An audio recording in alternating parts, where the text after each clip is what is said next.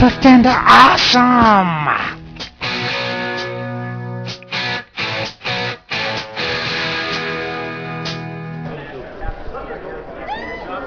All right, great. Hi guys, welcome to the Plus 10 to Awesome video podcast. I'm sitting here with Jesse Butler, who has a wonderful little product called Short Order Heroes. Why don't you tell us a little bit about yourself and about the product? So my name is Jesse. I've been a gamer for a long time. This is my first commercial product, but it is a quick NPC generation, or any kind of character generation really. So you're wandering through the forest, you come across a traveler, your GM has no idea what the traveler's like, so he flips over 2 cards and finds out that they're stylish but expendable.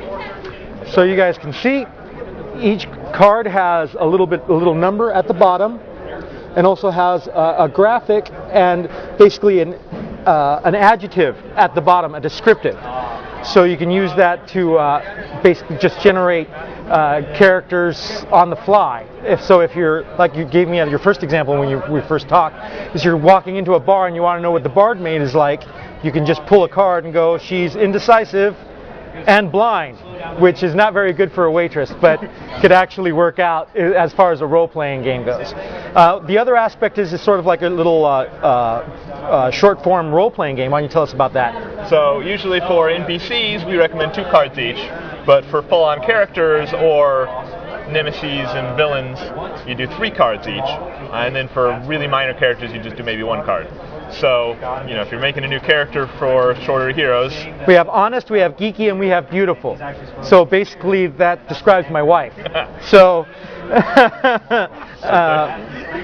throw that in, get some bonus points with the wife. But so that's actually really cool. And when you're actually playing a game, the numbers come in?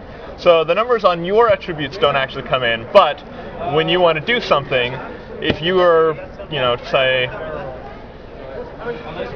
trying to convince someone to your telling the truth about something, right, your honest might come in handy and give you a bonus.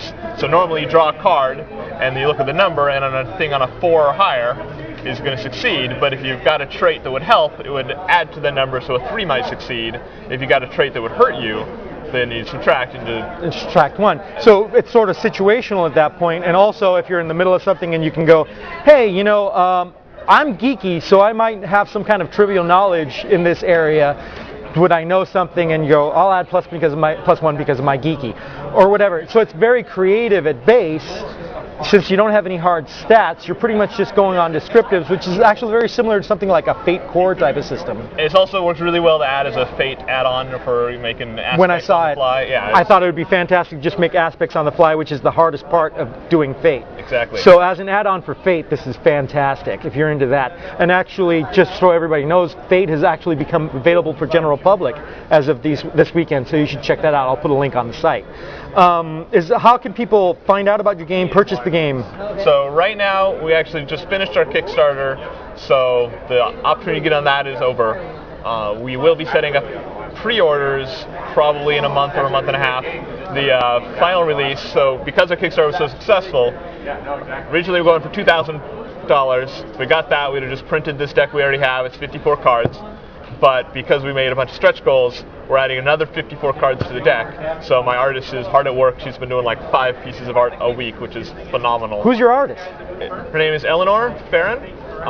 She's a local artist. She went to UCI, and you can find her. I tagged her a lot on my Google+.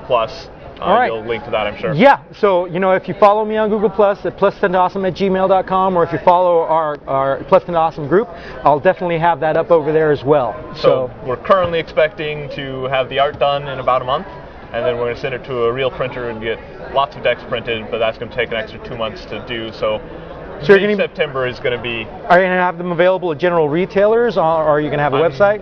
Going to have a website, and I'm looking into getting into general retailers, but I don't have a distribution contract yet, so we're... Okay. But hopefully by September we should be.